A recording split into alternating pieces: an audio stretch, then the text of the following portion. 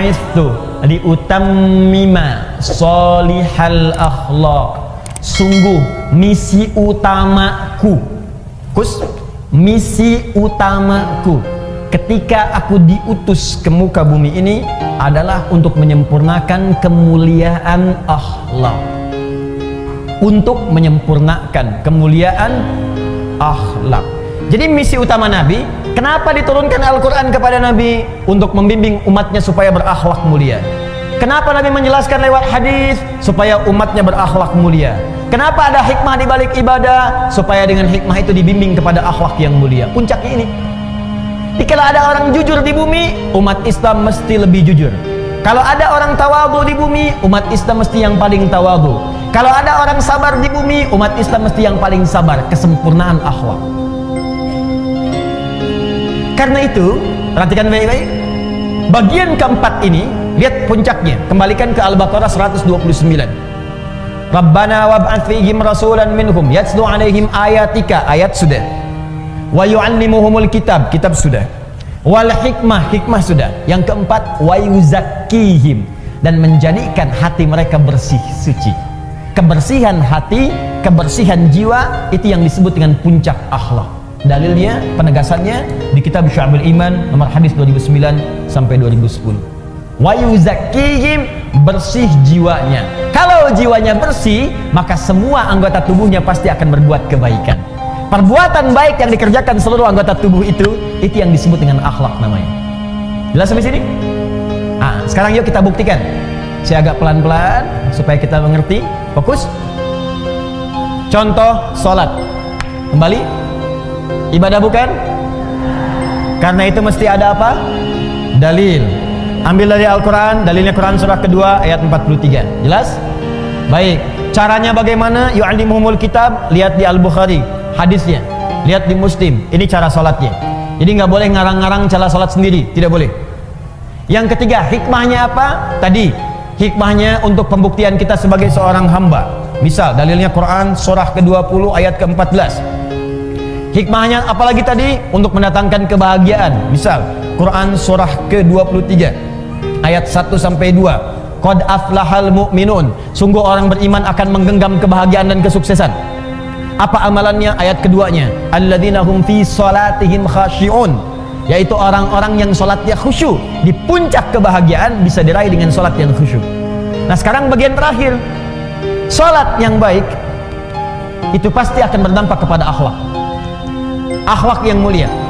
Maaf, mata orang yang salat pasti baik. Telinga orang yang salat pasti mendengar yang baik. Tangan orang yang salat mengerjakan yang baik. Kaki orang yang salat akan melangkah kepada yang baik. Apa dalil dari semua ini? Semua perbuatan ibadah puncak tertingginya akhlak. Dalilnya diantaranya buka Quran surah ke-29 ayat ke-45.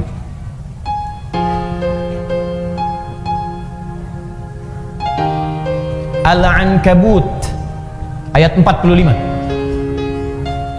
Ibu hafal insyaallah pertengahannya, cuman awalnya aja barangkali yang sering dilupakan. Buktinya gampang. Innas sholata tanha. Itu pertengahannya. Awalnya utlu ma uhya ilaika minal kitab. Tuh, lihat utslu tilawah, Bu. Coba Ibu bandingkan dengan Al-Baqarah 129. Rabbana wab'ats fihim rasulan minhum yatslu alaihim ayatika. Yatslu itu baca, pelajari. Perintahnya utslu. Sebelum Anda sholat, baca dulu, pelajari dulu, lihat keterangan yang bersumber dari Nabi. Utslu, watslu, utslu. Lihat ayatnya, lihat keterangannya. Ada kan? Terus utslu ma uhya ilaika minal kitab. Kitab ada lagi disebutkan. Ya, Rabbana wab'ats fihim rasulan minhum yatslu utslu yatslu alaihim ayatika wa yu'allimuhumul kitab. Kitab disebutkan lagi. Utslu ma uhya ilaika minal kitab. Kata Al-Quran, ibu sebelum sholat jangan tergesa-gesa untuk sholat. Keluarkan dulu semua tuntunan dari Nabi bagaimana cara sholat yang baik. Pahami bacaannya. Utslu itu punya 3 arti dari kata tilawah. Utslu dari kata tilawah punya 3 arti. 1, baca. 2, pahami yang dibaca. 3, amalkan yang dipahami itu. Tilawah namanya. Makanya kalau ada orang baca Quran, supaya kita paham, di sampingnya kan ada yang menerjemahkan kan? Siapa yang menerjemahkan itu? Sari tilawah. Sebetulnya orang Arab itu tidak mengenal sari, kenalnya tilawah. Tilawah. Cuman mungkin di Indonesia yang pertama kali tilawah itu Bu Sari. Makanya disebut sari tilawah. Ya, coba kalau Adi, mungkin Adi tilawah gitu ya, atau Daan tilawah gitu. Bisa. Ya. Jadi enggak, sari tilawah itu sebetulnya tambahan sarinya. Ya, sari tilawah, sarinya itu tambahan. Yang betulnya tilawahnya.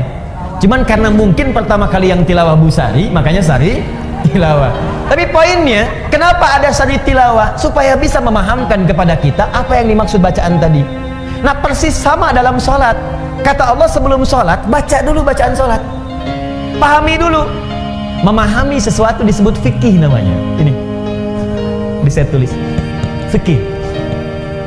Makanya kalau ibu belajar tentang hukum ibadah, itu pasti semua fikih. Nggak ada tulisan ilmu fikih. Coba ibu cari ya, buku tentang sholat, pasti judulnya fikih sholat. Tentang zakat, fikih zakat. Tentang haji umrah, fikih haji.